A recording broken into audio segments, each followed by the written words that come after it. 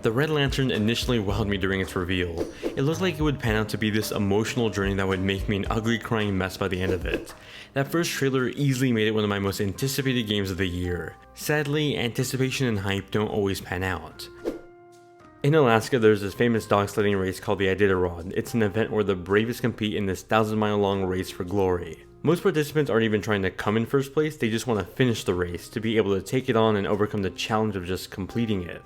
The famous prize, known as the Red Lantern, is given to last place as a symbol of their bravery and diligence to finish the race. This game's story takes place in the snowy tundra of Alaska as you play as the Musher, a young woman down on her luck and fed up with the world. Growing up, she was told that she was destined for great things, but sadly for her, she's also her mistakes, and people tend to remember those the most.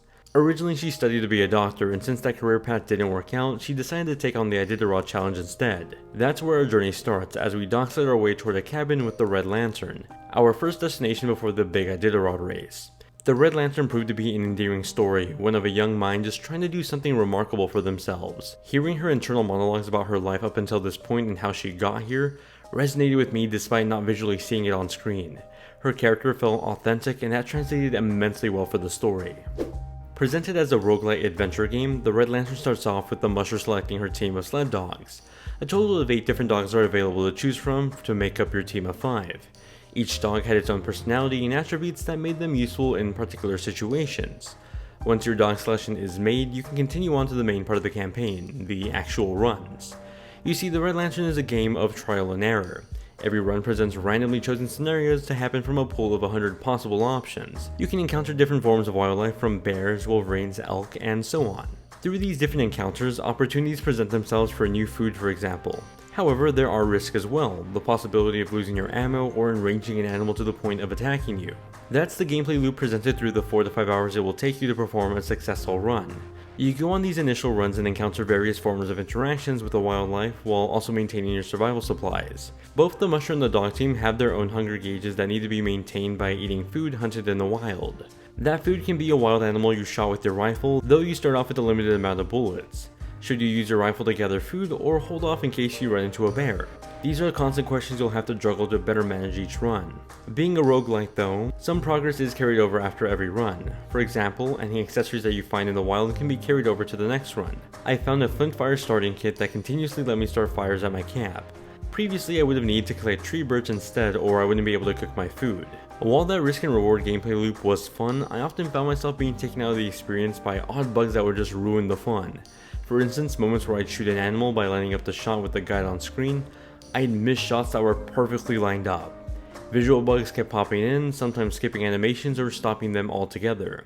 That was my general experience playing the game. I'd be having fun and some sort of glitch or bug would take me out of the immersion. I think the core concept of survival dog sledding game with roguelike elements is a great idea. I just don't think it's been executed that well with this title.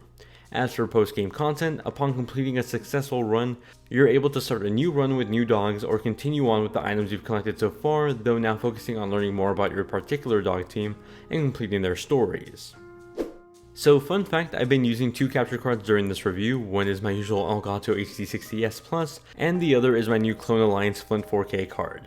I got the latter recently sent to me for testing purposes, but rather than do a whole review on another capture card, I figured I'd let you see the performance for yourselves. Let me know which quality capture card you end up preferring in the comments, and maybe that community's choice will end up being my standard go-to capture card. Now, upon starting the Red Lantern, I felt a warm and cozy embrace. Perhaps it was the backdrop of a wild Alaska with just the support of my sled dogs at my side. Whatever it was, I felt at home in this setting, oddly enough ironic for a game about finding your home in this world. As the Musher sled toward her cabin, I got to see a variety of different vistas. Mountainscapes were all around me, the sun setting over a hard day of commuting, and all the various forms of wildlife around me. I was engulfed in this setting up until the bugs started to hit, and sadly there's quite a bit of them. Now, for transparency's sake, as noted in the intro of this review, I played this game on Nintendo Switch, and so that's my experience that this review is based on. I didn't have a copy on PC to cover prior to this game's release. Throughout my time playing, I experienced a handful of bugs, but thankfully all the game-breaking ones seem to have been fixed by the most recent 1.02 patch that I got the night before this game's release. However, even after the most recent patch, I still experienced quite a few visual glitches from the random pop-in of assets, entire animations skipping out, and very long loading times. When it came to performance, of course with those aforementioned bugs I ran into, the Red Lantern ran mostly well on Switch. In handheld mode, performance hovered around 720p 30fps, though the frame rate did drop down to the mid-20s during the heavier forest areas.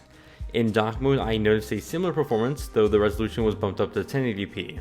As mentioned before, I thought its visuals were lovely, though hindered frequently by the bugs during gameplay. Whether that's attributed to the console is being played on or the game itself is up in the air to me.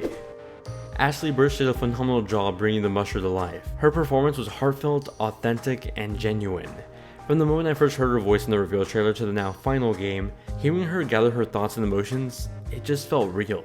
The level of acting performance here is just something I'd expect from a more expensive or higher production game, and to see it in an indie game like this, it left me astonished. With that said, being presented in a roguelike fashion, that meant that a lot of these lines got repeated to me with every run.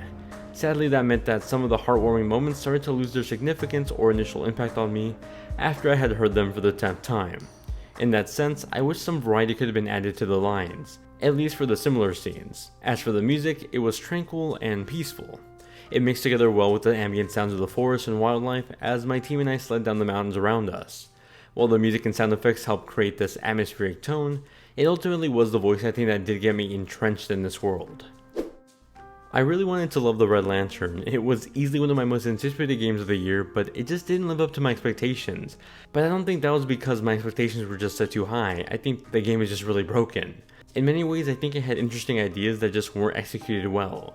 Its presentation and performance ultimately hindered a lot of the game, while its gameplay design didn't feel as polished as it could have been. I loved Ashly Burch's performance, and the idea of this game being an adventure of just getting lost in the wilderness with my team of sled dogs. I just wish that the adventure wasn't riddled with bugs every few minutes.